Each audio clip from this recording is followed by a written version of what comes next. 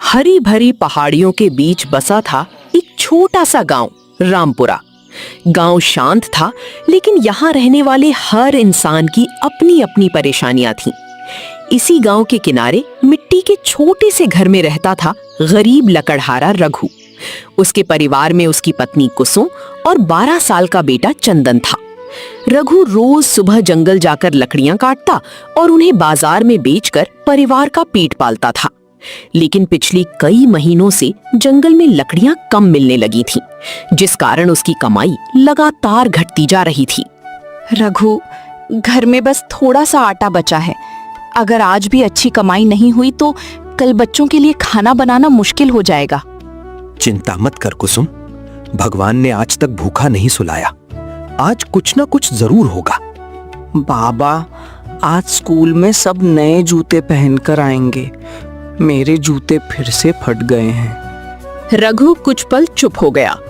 उसने बेटे के पैरों की तरफ देखा। जूते सच में पूरी तरह घिस चुके थे।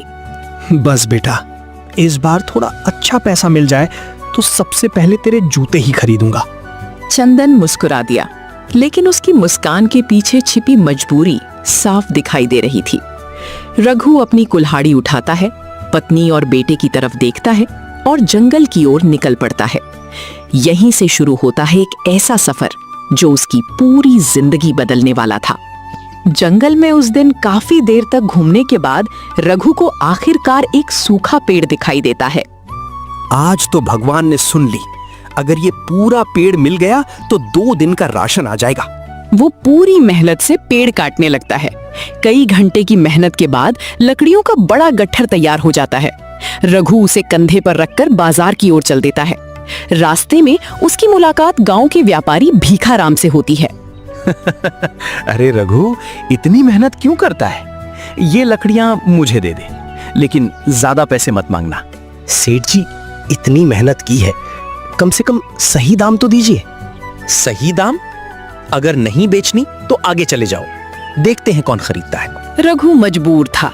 अगर वापस ले जाता तो पूरा दिन बेकार चला जाता। वो कम दाम में ही लकड़ियां बेच देता है। घर लौटते समय उसकी जेब में सिर्फ कुछ सिक्के बचे थे। इतनी कम कमाई? क्या करता, मजबूरी सबसे बड़ा सौदा करा देती है। चंदन चुपचाप सब सुन रहा था। उसने पहली बार महसूस किया, गरीबी सिर्फ खाली जेब नहीं, टूटती हुई उम्मीदों का नाम भी है। अगली सुबह चंदन स्कूल से लौटकर घर के बाहर बैठा था। उसके हाथ में कोयले का छोटा सा टुकड़ा था। वो मिट्टी की दीवार पर सुंदर पेड़, पक्षी और गांव की तस्वीर बनाने लगा। पास से गुजर रही बुजुर्ग दादी गोमती रुक गईं। अरे वाह, ये चित्र तूने बनाया? हाँ दादी, कागज नहीं था इसलिए दीवार पर बना दिया।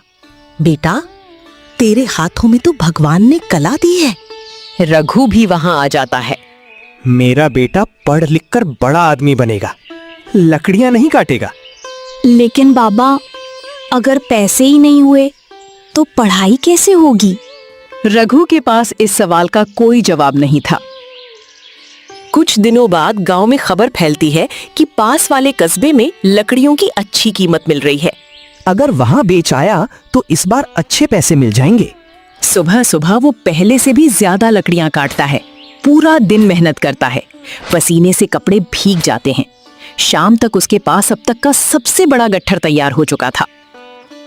कुसुम, आज लगता है भगवान ने हमारी सुन ली। सावधानी से जाना, इतनी मेहनत का फल अब हाथ से मत जाने देना। रघु मुस्कुराता है और कस्बे की ओर निकल पड़ता है। उसे बिल्कुल अंदाजा नहीं था कि किस्मत उसके लिए एक और परीक्षा तैयार कर चुकी है।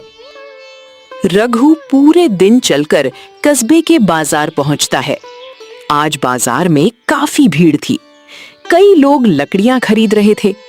अरे भाई, लकड़ियां बढ़िया हैं, कितने की दोगे? जो सही दाम लगे वही दे दीजिए मालिक।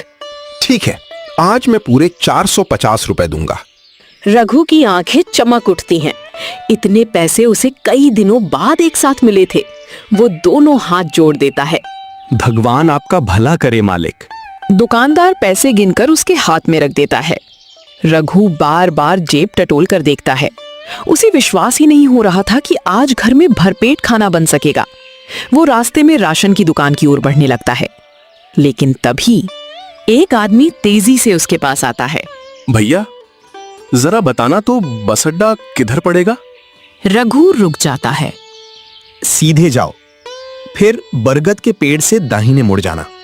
उसी समय दूसरा आदमी पीछे से धीरे धीरे आता है और बिना आवाज किए रघु की जेब से पैसों की थैली निकाल लेता है। कुछ ही पल में दोनों आदमी भीड़ में गायब हो जाते हैं। रघु को कुछ भी पता नहीं चलता। थोड़ी देर बाद वो राशन खरीदने के लिए जेब में हाथ डालता है। उसका चेहरा एकदम सफेद पड़ जाता है। अरे मेरे पैसे, मेरी थैली कहाँ गई? वो पूरे बाजार में भागने लगता है, हर किसी से पूछता है। भाई साहब, क्या आपने किसी को मेरी थैली लेते देखा? लेकिन किसी ने कुछ नहीं देखा। रघु सड़क किनारे बैठ जाता है। उसकी आंखों से आंसू निकल पड़ते हैं। हे भगवान, इतनी मेहनत के बाद भी क्या मेरी किस्मत कभी नहीं बदलेगी? खाली हाथ, टूटे मन से वो गांव की ओर लौट पड़ता है। रघु घर पहुंचता है। उसके चेहरे को देखते ही कुसुम सब समझ जाती है। क्या हुआ? तुम इतने परेशान क्यों हो? रघु बिना कुछ बोले धीरे से जमीन पर बैठ जाता है। कुछ देर बाद वो पूरी बात बता देता है। कुसुम की आंखें भर आती हैं, लेकिन वो खुद को संभाल लेती है। रोने से कुछ नहीं होगा, हम फिर मेहनत करेंगे। हर बार मेहनत करता हूँ, लेकिन हर बार कुछ ना कुछ छिन जाता है। उसी समय चंदन अंदर से एक छोटी सी मिट्टी की गुल्लक लेकर आता है। बाबा, ये लो। ये क्या है बेटा? मैंने स्कूल के मेले से बचाए हुए पैसे रखे थे। सोचा था कभी रंग और कॉपी खरीदूंगा, लेकिन अभी घर ज्यादा जरूरी है। रघु की आंखों में आंसू आ जाते हैं। नहीं बेटा, तेरे सपने मैं कभी नहीं तोड़ूंगा। सपने बाद में भी पूरे हो जाएंगे बाबा, लेकिन आज घर में खाना होना चाहिए। कुसुम भी भावुक हो जाती है। उस दिन तीनों ने बहुत साधारण खाना खाया, लेकिन एक दूसरे का हौसला नहीं टूटने दिया। कुछ दिनों बाद गांव के मुखिया ने सभी लोगों को चौपाल में बुलाया। सुनो सब लोग, सरकार ने जंगल के इस हिस्से से लकड़ियां काटने पर रोक लगा दी है। अब बिना अनुमति कोई पेड़ नहीं काटेगा। पूरा गांव हैरान रह जाता है। एक लकड़हारा पूछता है, तो अब हम अपने परिवार का पेट कैसे पालेंगे? मुखिया भी चुप हो जाता है। रघु के चेहरे पर चिंता साफ दिखाई दे रही थी। घर लौटते समय कुसुम पूछती है, अब क्या करेंगे? सूखी लकड़ियां ढूंढूंगा जो जमीन पर गिरी हूं, शायद उनसे कुछ काम चल जाए। लेकिन अब गांव के लगभग सभी लकड़हारे उसी काम में लग चुके थे। जिस लकड़ी के लिए पहले कोई नहीं जाता था, अब उसी के लिए लोग सुबह से लाइन लगा रहे थे। रघु रोज पहले निकलता, फिर भी बहुत कम लकड़ियां मिल पाती थीं। कमाई फिर आधी रह गई। एक शाम चंदन स्कूल से लौटते समय बाजार में एक बढ़ई की दुकान के बाहर रुक जाता है। वो लकड़ी से बनी सुंदर कुर्सियां, खिलौने और नक्काशी देखता रहता है। बढ़ई दयाराम उसे देख लेता है। क्या देख रहे हो बेटा? चाचा, ये सब आपने बनाया? हाँ, लकड़ी अगर सही हाथों में पहुंच जाए तो उसकी कीमत कई गुना बढ़ जाती है। चंदन काफी देर तक उन चीजों को देखता रहता है। घर पहुंचकर वो अपने बाबा से कहता है, बाबा, हम सिर्फ लकड़ियां ही क्यों बेचते हैं? और क्या करें बेटा, अगर लकड़ी से कुछ बनाकर बेचें तो शायद ज्यादा पैसे मिलेंगे। बात तो अच्छी है, लेकिन हमें वो काम आता ही नहीं। चंदन कुछ पल सोचता है। तो सीख लेते हैं बाबा, सीखने में पैसे थोड़ी लगते हैं। रघु बेटे की बात सुनकर मुस्कुरा तो देता है, लेकिन उसे लगता है गरीब लोगों के लिए नई शुरुआत करना इतना आसान नहीं होता।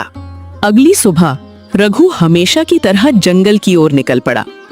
वो काफी दूर तक चला गया। बहुत खोजने के बाद उसे कुछ सूखी लकड़ियां मिल गईं। आज इतना तो मिल ही गया कि घर का चूल्हा जल जाएगा। वो लकड़ियां बांध ही रहा था कि तभी गांव का एक आदमी दौड़ता हुआ वहां पहुंचा। रघु, जल्दी घर चल। तेरे घर के बाहर साहूकार खड़ा है। लेकिन मैंने उसका कौन सा पैसा लिया है? तेरे पिता ने कई साल पहले उससे कर्ज लिया था। अब उसका बेटा हिसाब मांग रहा है। रघु तुरंत घर पहुंचता है। घर के सामने गांव का साहूकार लालचंद खड़ा था। साथ में उसके 2 आदमी भी थे। रघु, तेरे बाप का कर्ज अब तक बाकी है। ब्याज जोड़कर पूरे 15,000 रुपए हो गए हैं। लेकिन सेठ जी, पिताजी तो सालों पहले गुजर गए। उन्होंने कहा था कि ज्यादातर पैसा चुका दिया था। मेरे हिसाब में जितना लिखा है उतना देना पड़ेगा। सेठ जी, हम गरीब लोग हैं, इतने पैसे कहाँ से लाएंगे? 1 महीना देता हूं। पैसे नहीं मिले तो ये घर मेरा होगा। इतना कहकर वो चला जाता है। घर में सन्नाटा छा जाता है। रघु पहली बार खुद को पूरी तरह असहाय महसूस करता है। कुछ दिनों बाद गांव में बड़ी हलचल मच जाती है। एक बड़ा ट्रक गांव के चौक में आकर रुकता है। उस पर तरह तरह की तैयार लकड़ियां भरी थीं। लोग इकट्ठा होने लगे। ट्रक से एक व्यापारी उतरता है। उसका नाम था जगदीश मल। सुनो गांव वालों, अब जंगल जाने की जरूरत नहीं। मैं शहर से सस्ती लकड़ी लाया हूँ, जो चाहे खरीद लो। लकड़हारे एक दूसरे का चेहरा देखने लगे। एक आदमी बोला, अगर ये इतनी सस्ती लकड़ी बेच देगा तो हमारी लकड़ियां कौन खरीदेगा? अब तो हमारा काम पूरी तरह खत्म हो जाएगा। शाम तक बाजार में किसी ने भी रघु की लकड़ियां नहीं खरीदी। सब लोग ट्रक वाली लकड़ी खरीद रहे थे। रघु लकड़ियों का गट्ठर वापस लेकर घर लौट आया। कुछ भी नहीं बिका। रघु ने सिर्फ सिर झुका दिया। उस रात घर में फिर से सिर्फ सूखी रोटी और नमक था। अगले दिन चंदन स्कूल से लौट रहा था। रास्ते में उसने देखा ट्रक वाली लकड़ी खरीदने वाले कई लोग शिकायत कर रहे थे। ये लकड़ी तो अंदर से गीली निकली, जलती भी नहीं है। सारा पैसा बेकार चला गया। चंदन चुपचाप सब सुनता रहा। घर पहुंचकर वो उत्साहित होकर बोला, बाबा, लोग उस व्यापारी की लकड़ी से खुश नहीं हैं। तो अगर हम अच्छी और सूखी लकड़ी दें तो लोग फिर हमारे पास आएंगे। बेटा, बात सही है, लेकिन अब जंगल में सूखी लकड़ी मिलती ही कहाँ है? चंदन सोच में पड़ जाता है। उसे महसूस होता है सिर्फ मेहनत काफी नहीं, अब कोई नया रास्ता ढूंढना होगा। अगली सुबह रघु जंगल के एक बिल्कुल नए रास्ते पर निकल पड़ा। वो पहले कभी उस तरफ नहीं गया था। चलते चलते उसे एक पुराना आम का पेड़ दिखाई दिया।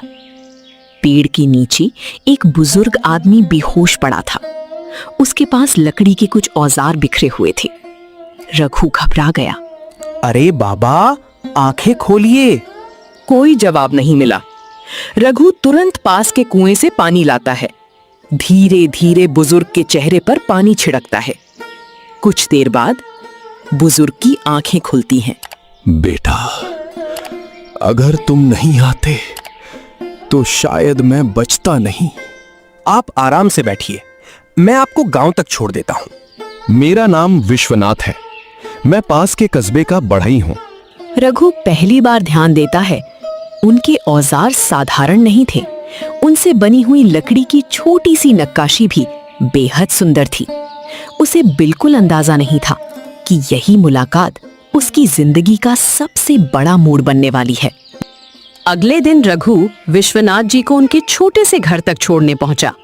घर बहुत साधारण था, लेकिन अंदर चारों तरफ लकड़ी से बनी खूबसूरत मेज, कुर्सियां, खिलौने और नक्काशी रखी हुई थी। चंदन की आंखें चमक उठी। बाबा, ये सब कितना सुंदर है। ये सब मेरे हाथों का काम है बेटा। बाबा, अब हम चलते हैं। आपको किसी चीज की जरूरत हो तो बता दीजिए। विश्वनाथ कुछ देर तक रघु को देखते रहे, फिर बोले, रघु, तुमने बिना किसी लालच के मेरी जान बचाई है। आजकल लोग मुसीबत देखकर रास्ता बदल लेते हैं, लेकिन तुम रुक गए। इंसान ही इंसान के काम आता है बाबा। अगर सच में मेरी मदद करना चाहते हो तो रोज 1-2 घंटे मेरे पास आ जाया करो। लेकिन मैं क्या करूंगा?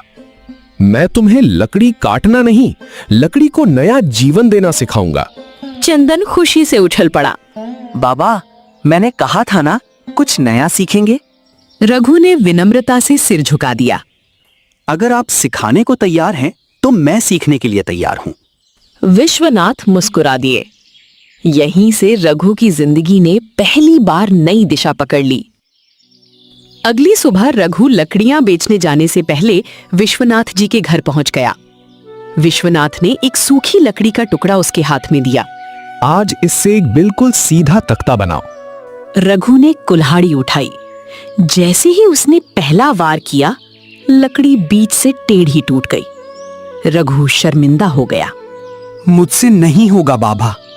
जो आदमी जंगल के सबसे कठिन पेड़ काट सकता है, वो ये काम क्यों नहीं सीख सकता?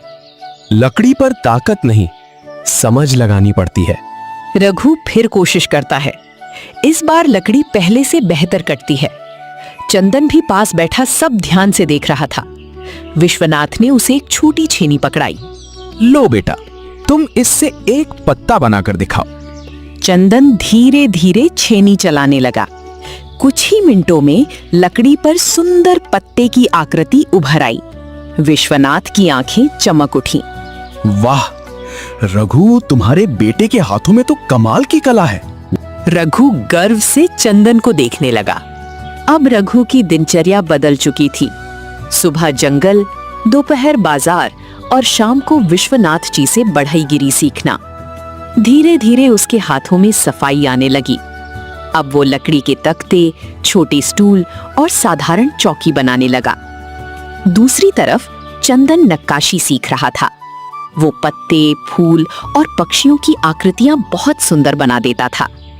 एक दिन विश्वनाथ ने दोनों को बुलाया। अब समय आ गया है कि तुम लोग अपना पहला सामान बेचो। अगर किसी ने खरीदा ही नहीं तो? अगर मेहनत सच्ची हो तो ग्राहक खुद रास्ता ढूंढ लेते हैं। रघु और चंदन ने मिलकर 2 छोटी चौकियां और एक लकड़ी का खिलौना तैयार किया। अगली सुबह दोनों सामान लेकर बाजार पहुंच गए, लेकिन घंटों बीत गए। कोई भी ग्राहक उनके पास नहीं आया। रघु का हौसला फिर टूटने लगा। लगता है हमसे गलती हो गई।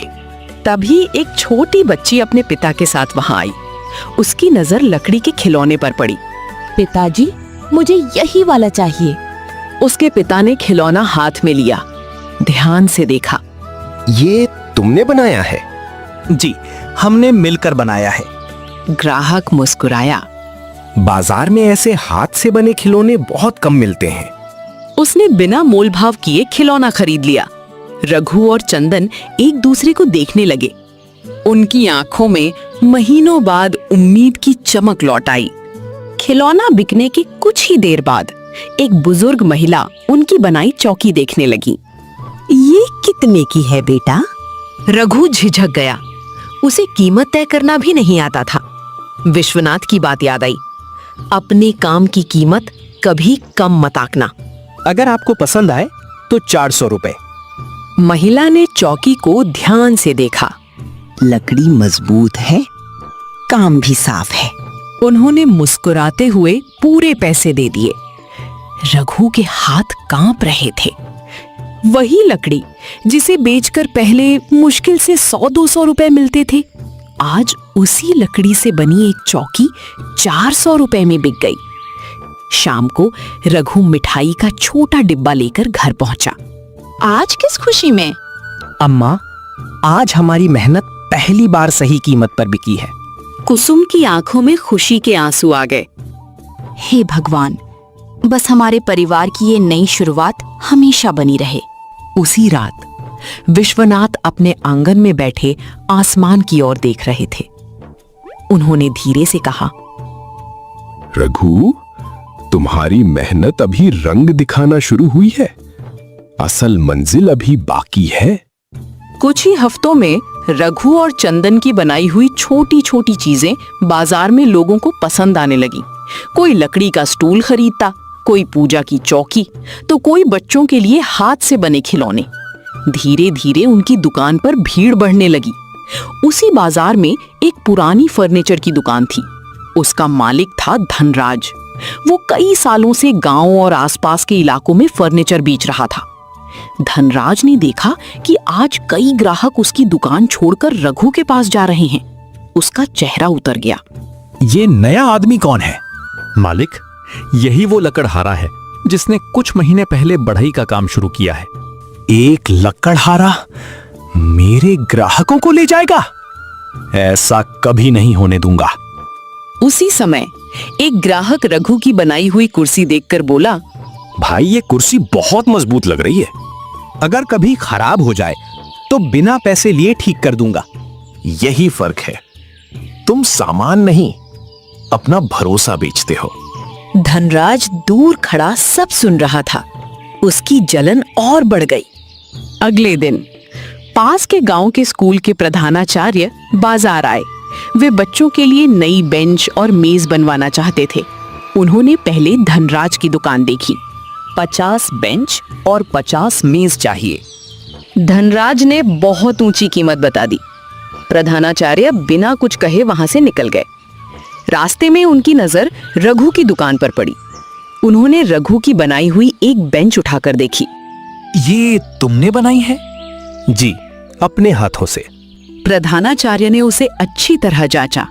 अगर मैं तुम्हें बड़ा ऑर्डर दूं तो समय पर पूरा कर पाओगे? रघु कुछ पल के लिए चुप हो गया। इतना बड़ा काम उसने पहले कभी नहीं किया था। चंदन धीरे से बोला, बाबा, मौका बार बार नहीं मिलता। जी, हम पूरी मेहनत करेंगे। ठीक है, 1 महीने में 50 बेंच और 50 मेज चाहिए। उन्होंने कुछ अग्रिम पैसे भी दे दिए। रघु की आंखों में खुशी के आंसू आ गए। घर पहुंचकर उसने पूरी बात बताई। इतना बड़ा काम हम कर पाएंगे? डर तो लग रहा है, लेकिन अब पीछे नहीं हटेंगे। अगले ही दिन पूरा परिवार काम में जुट गया। रघु लकड़ी तैयार करता, चंदन नाप लेकर निशान बनाता, कुसुम लकड़ी साफ करती और सामान संभालती। तीनों सुबह से देर रात तक मेहनत करने लगे। 1 सप्ताह में काफी सामान तैयार हो गया। उसी रात तेज हवा चलने लगी। आसमान में बादल तो थे, लेकिन बारिश नहीं हुई। रघु ने सारी लकड़ी आंगन में ढक कर रख दी। सुबह जब वो बाहर आया तो उसके होश उड़ गए। लकड़ी के कई तख्ते गायब थे, कुछ औजार भी नहीं थे। कुसुम, जल्दी बाहर आओ। कुसुम दौड़ कर आई। ये सब कैसे हुआ? चंदन भी बाहर निकल आया। बाबा, किसी ने चोरी कर ली। रघु चुपचाप जमीन पर बैठ गया।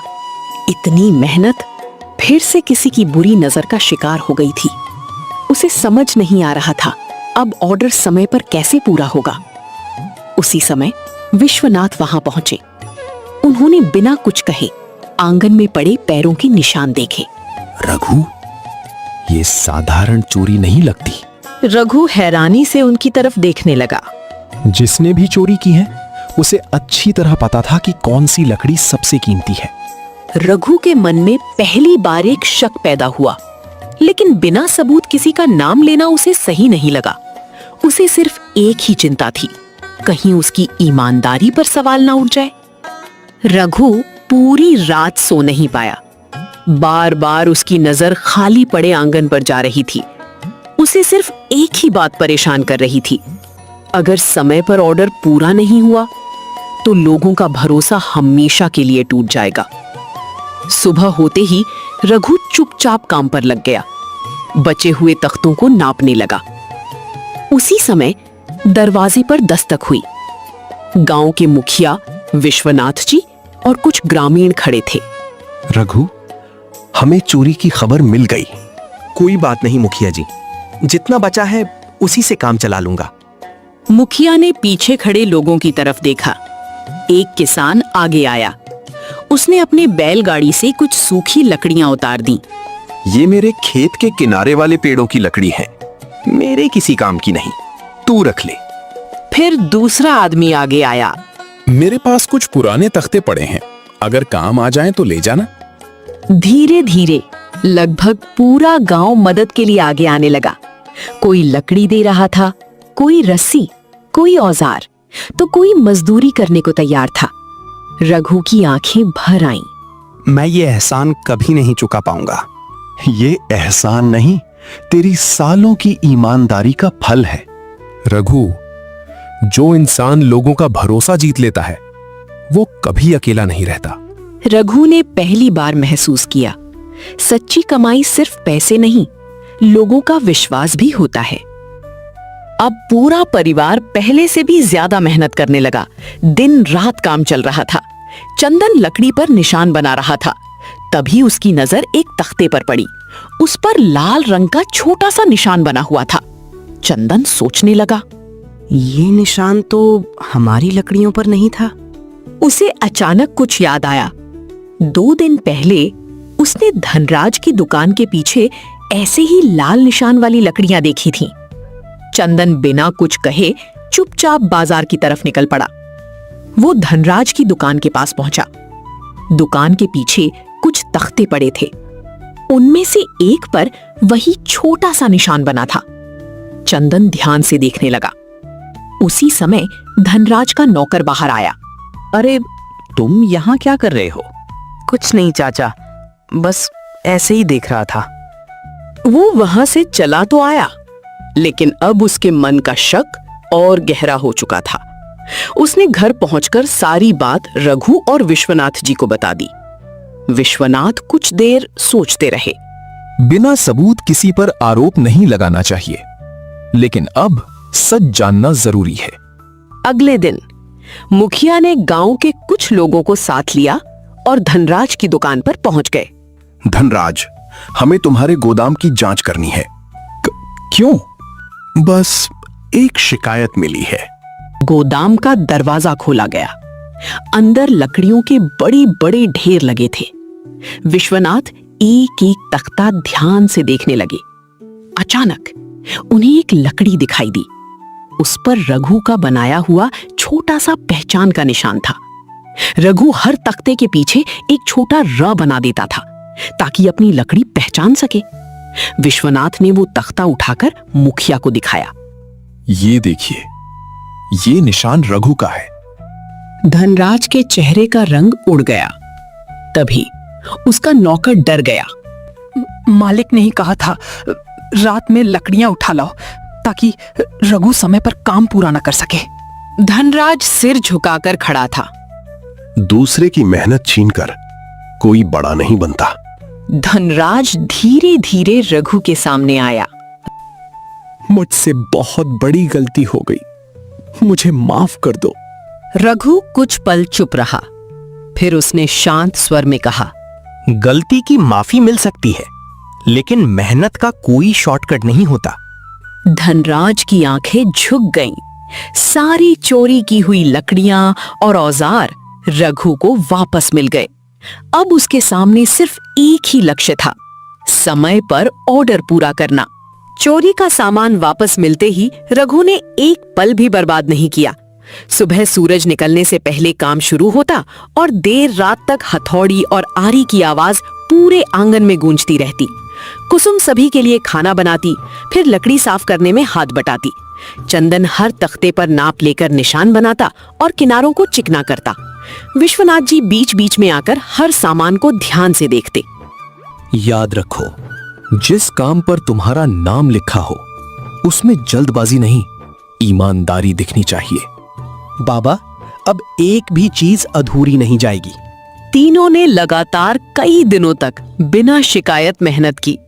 धीरे धीरे 50 बेंच, 50 मेज और कुछ अतिरिक्त स्टूल भी तैयार हो गए। चंदन आखिरी बेंच पर कपड़ा फेरते हुए मुस्कुराया। बाबा, हमने कर दिखाया। ये सिर्फ हमारा काम नहीं, हमारी नई जिंदगी है। कुछ दिनों बाद गांव में वार्षिक मेला लगा। चारों तरफ रंग बिरंगी दुकानें थीं। विश्वनाथ ने कहा, इस बार सिर्फ फर्नीचर मत ले जाना, चंदन की नक्काशी भी लोगों को दिखाओ। रघु ने चंदन की बनाई हुई छोटी छोटी चीजें भी साथ रख दी। लकड़ी के पक्षी, फूल, गाय और एक सुंदर मंदिर। मेला शुरू हुआ। लोग आते, देखते और तारीफ करते। एक शहर से आए व्यापारी की नजर उन नक्काशियों पर पड़ी। ये किसने बनाया है? मेरे बेटे चंदन ने। व्यापारी ने चंदन को पास बुलाया। सच सच बताओ, ये काम तुम्हारा ही है? जी, मैंने ही बनाया है। व्यापारी ने लकड़ी की नक्काशी को ध्यान से देखा।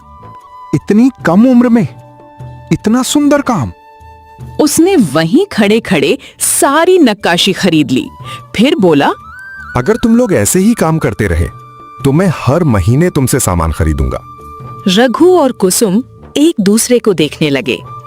उन्हें विश्वास नहीं हो रहा था कि जिस कला को लोग पहले मामूली समझते थे, आज वही उनकी सबसे बड़ी ताकत बन गई थी। अगले ही दिन रघु सीधे साहूकार लालचंद के घर पहुंचा। लालचंद ने उसे देखकर कहा, क्या हुआ? समय तो अभी बाकी है। रघु ने कपड़े की एक थैली उसके सामने रख दी।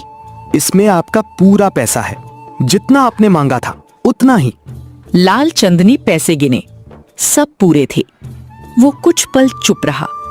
मुझे नहीं लगा था तू इतनी जल्दी कर्ज चुका देगा। गरीब हूं, लेकिन मेहनत करना नहीं छोड़ा। लालचंद ने पहली बार सम्मान से उसकी तरफ देखा।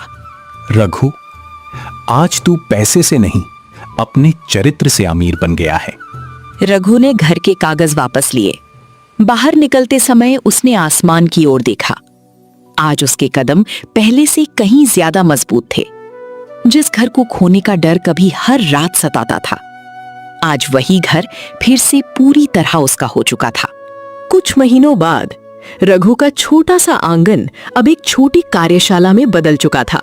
गांव के 4-5 बेरोजगार युवक भी उसके साथ काम सीखने लगे थे। रघु उन्हें सिर्फ मजदूर नहीं समझता था, वो हर छोटी बड़ी बात खुद सिखाता था।